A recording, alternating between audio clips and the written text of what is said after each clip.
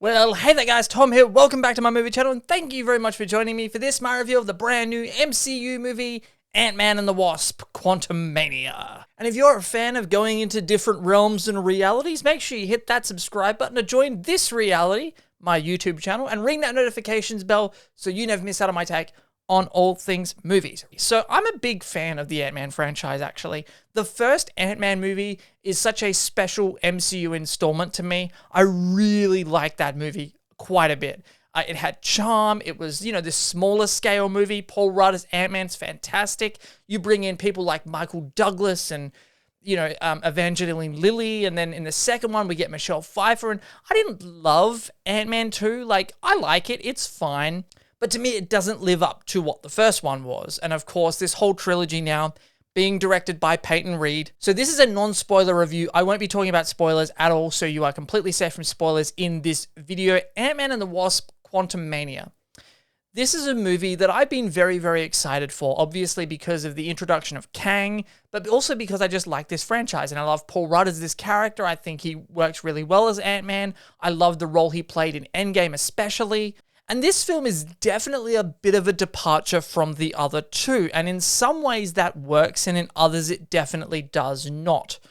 I definitely think that because this movie is a lot more, the first two Ant-Man movies are really about, I've got to save my family, I've got to save, my daughter, they're smaller scale, and they feel more real, I guess.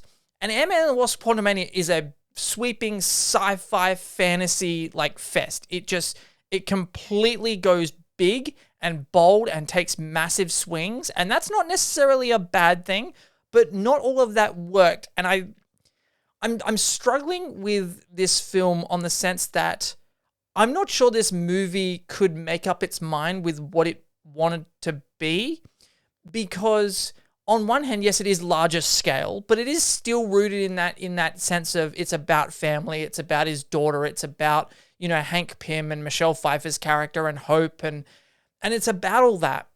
But at the same time, it's caught up in this big CGI fest, which again is not necessarily a bad thing, but it struggled with its tones, I think, because it also tries to go a bit more serious and a bit more of what you'd get out of Avengers Infinity War. And it is introducing Kang, the new big bad of the MCU. We know we've got Kang Dynasty coming.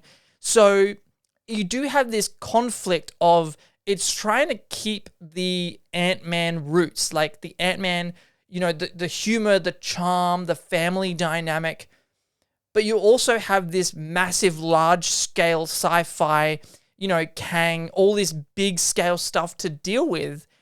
And I felt like it didn't balance the two perfectly, but it did an okay job, but I felt like it needed to pick one or the other. I don't think it handled both all that well. I'm not saying it ruined the movie, but I think it could have been handled better. Overall, I actually really like this film.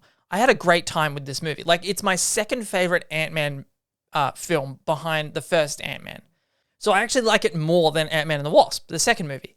But, this movie is for almost 3 hours, and I do feel like the movie was too long.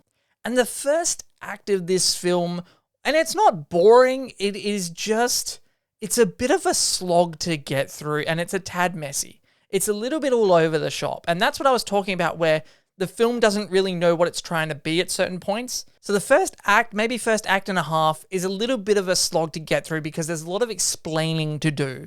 There's a lot of, well, this is what this is and this is what that is. And we're being introduced to all these characters along the way that honestly felt a little bit drawn out in certain scenes. First of all, I've got to give it up for Catherine Newton coming in as Cassie Lang.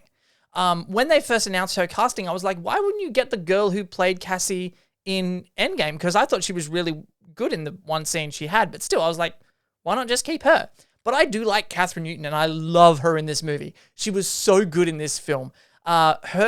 She might be my favorite, out of the family, she might be my favorite character in this movie. I really liked her and what her storyline and her journey was throughout the film. I really enjoyed.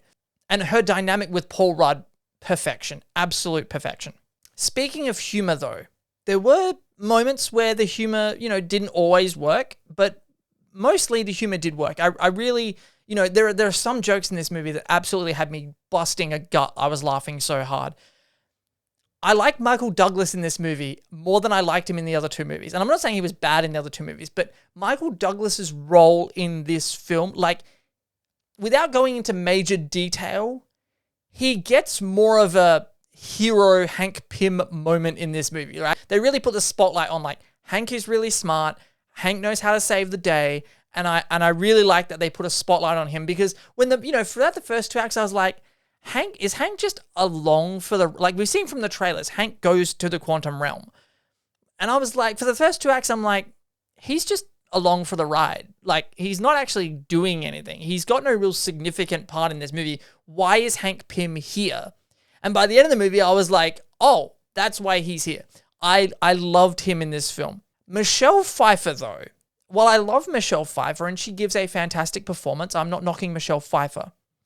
Her role in this movie annoyed the crap out of me. There is a trope in this movie that is a trope that has been used in a lot of movies and TV shows, and it's overused, and it's a trope that I really, really hate. And that is the trope of character A has vital information that character B and C and D don't know, but had character A revealed this information, the problem would have been solved a lot quicker. Not just that, but it was the whole trope of, why didn't you tell me sooner? Because I was trying to protect you. I hate that. That line of, I've been trying to protect you, which is why I didn't tell you crucial information that could have completely saved our asses this entire time, is so overused in every fucking movie, every TV show. Every time someone says the line, I didn't tell you because I wanted to protect you, it annoys the crap out of me, and it's used in this movie a lot. Now, that to you might not be a problem for you, but it annoyed the shit out of me. Let's get on to more positive things. MODOK.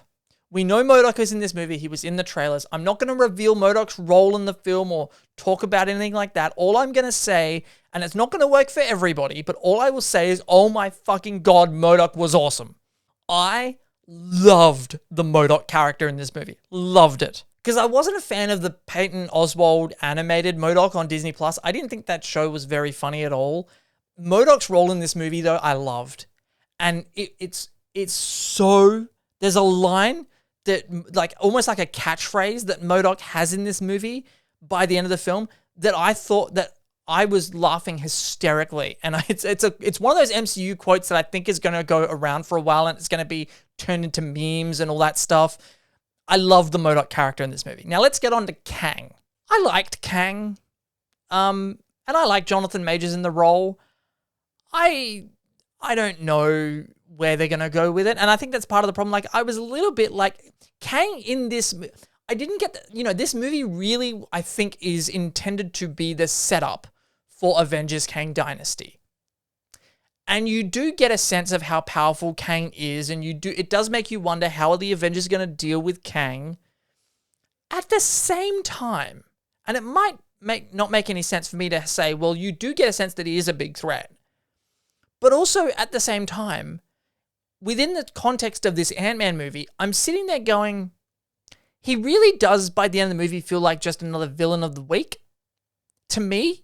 And not everyone's going to feel the same way as I do on that. And I'm conflicted, because on one hand, I'm going, yeah, he's very powerful and he's going to be a big threat. But on the other hand, I'm like, kind of just villain of the week in this movie. So I'm a little bit conflicted on a lot of things with Ant-Man and the Wasp: Quantumania. Overall, I had a fun time watching the film, and I enjoyed the film, and I'll buy the movie and I'll watch it again when it comes out on Disney Plus and all that stuff. But this isn't a top tier MCU movie. This is like a middle tier MCU movie. And it's a good movie, and I recommend everybody see it. If in a thumbs up or thumbs down world, I give Ant-Man and the Wasp Quantumania a thumbs up. I enjoyed the film a lot. But anyway, guys, that is my thoughts on Ant-Man and the Wasp: Quantumania. What did you think of the movie? Have you seen it yet? If you have, make sure you jump down in the comment section below and let me know your thoughts. Thank you very much for watching, guys. My name is Tom, and I will see you guys next time.